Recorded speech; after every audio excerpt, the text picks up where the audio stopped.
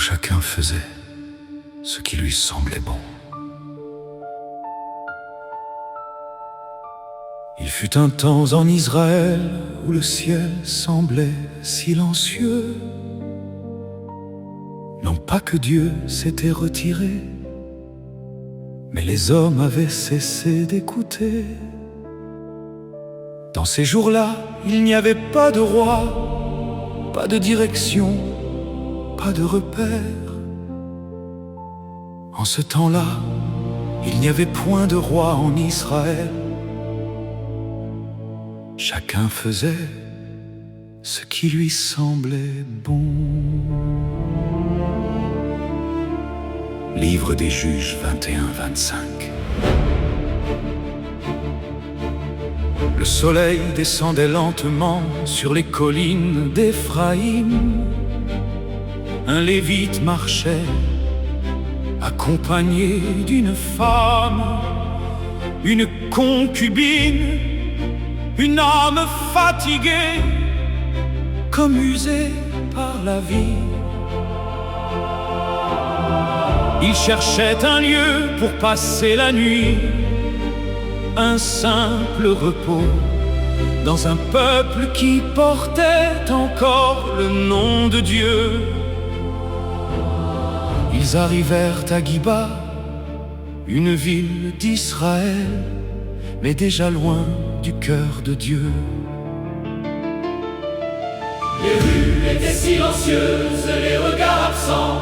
Personne n'ouvrait, Comme si l'hospitalité avait disparu, comme si l'amour s'était éteint. un vieil homme finit par les accueillir, un refuge fragile dans une nuit incertaine. Mais quand la nuit tomba, Le mal se leva, des hommes entourèrent la maison, des voix dures, des cœurs livrés à leurs désirs. Et cette nuit-là, l'humanité toucha le fond. La violence éclata, la dignité fut brisée.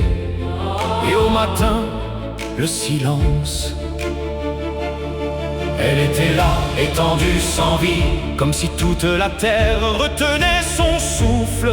alors l'homme fit un geste terrible. Un geste qui allait réveiller toute une nation. Il prit ce corps brisé, Et le coupa, non pas pour honorer, mais pour dénoncer. chaque morceau envoyé à travers Israël portait un cri silencieux. Regardez ce que nous sommes devenus. Et le peuple vit. Et le peuple fut frappé. Jamais une telle chose n'avait été vue. Jamais une telle honte n'avait été ressentie. La colère monta, La guerre éclata, frère contre frère, tribu contre tribu. parce que lorsque le mal n'est pas arrêté, il se propage.